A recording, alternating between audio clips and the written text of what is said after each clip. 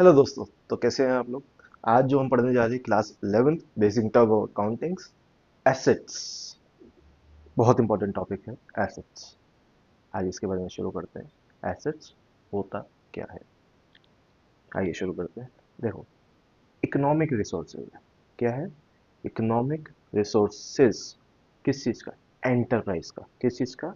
Enterprise का, जो कि हम एक्सप्रेस कर पा रहे हैं किसमें? पैसे में। क्या है? इकोनॉमिक रिसोर्सेज है किसका? एंटरप्राइज का, जो कि हम एक्सप्रेस करवा रहे हैं, हमें मिल पा रहा है, हम इसको बता पा रहे हैं कि हाँ ये इतने रुपए का है। फॉर एग्जाम्पल, पेन, मतलब ये टैबलेट पेन है बट नॉर्मल पेन 5 रुपए का। एसेट्स। ऐसे स्टेशनरी होगा बट एसेट्स। डन। आओ इसको और आगे समझते हैं। एक कंपनी है, उसने मशीन खरीदी। क्या करी? उसने मशीन खरीदी किसी पर्सन से।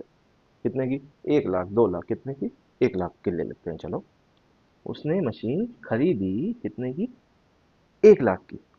ये क्या है हमारी? एसेट्स। मशीन थी, 1 लाख की थी, एसेट्स है। बट एक चीज है, हम प्लांट एंड मशीनरीज को एसेट्स में क्यों लिख रहे हैं? क्यों?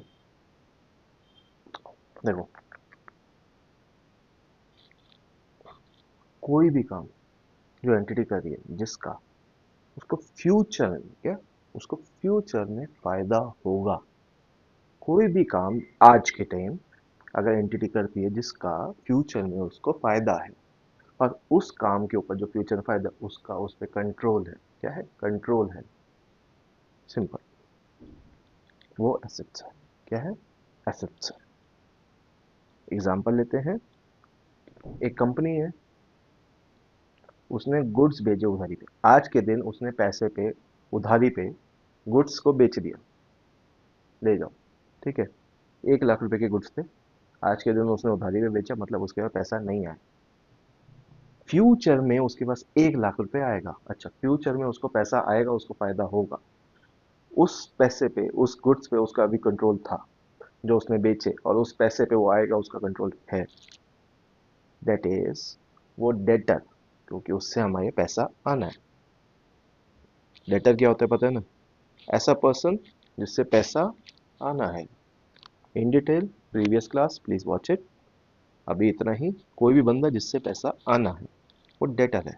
अब कंपनी ने क्या किया? आज के दिन उसको माल बेचा उधारी पे। फ्यूचर में उसको उससे फायदा होगा, उससे उसको पैसा आएगा, जिसपे उसका उसका कंट्रोल है। तो डेटर हमारे क्या हुए? एसेट्स हुए। क्या हुए? एसेट्स हुए।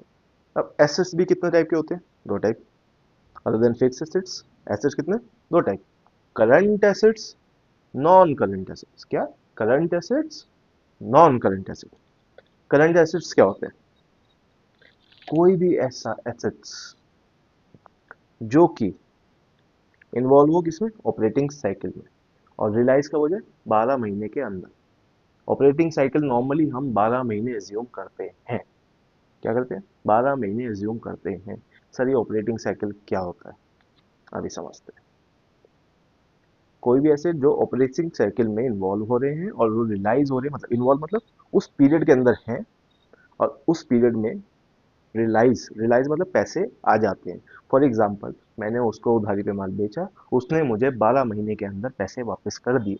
तो डेटर मेरे क्या हुए? करंट एसेट्स हुए। डेटर मेरे क्या हुए? करंट एसेट्स हुए। और नॉन करंट, कोई भी एसेट्स जो करंट एसेट नहीं है। अगर डेटर, जो बंदे को मैंने उधारी पे बेचा था, वो मुझे 12 महीने के अंदर पैसे वापस नहीं करता, तो मेरे क्या होंगे? Non current assets. क्या होंगे? नॉन करंट एसेट्स, क्योंकि वो रियलाइज नहीं हुए, सेटल नहीं हुए 12 महीने के अंदर। ऑपरेटिंग साइकिल 90% हम एज्यूम करते हैं कि वो 12 मंथ्स होगी, बट ऑपरेटिंग साइकिल क्या होती है, आइए समझते हैं। फॉर एग्जाम्पल, मैंने ऑपरेटिंग साइकिल मतलब एक ऐसी साइकिल है जिसपे मैं सामान बनाता हूँ, और उसको बेचने के बाद सब कुछ करने का मेरे पास पैसा आ जाता है, रियलाइज हो जाता है। उस साइकिल को हम क्या कहते हैं? Operating cycle. फॉर एग्जाम्पल, जो मैंने एग्जाम्पल लिया था डेटर्स का, मैंने आज, फॉर एग्जाम्पल, मैंने एग्जाम्पल में 1 अक्टूबर लिया है। 1 अक्टूबर को मैंने उसको सामान बेचा।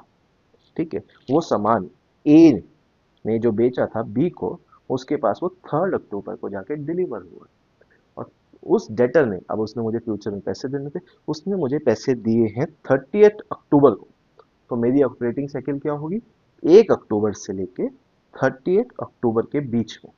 This is my operating cycle, 1 month. ये हमारे 12 महीने से अंदर रियलाइज हो रही है। Yes, so this is current assets. Hopefully आपको समझ आया होगा।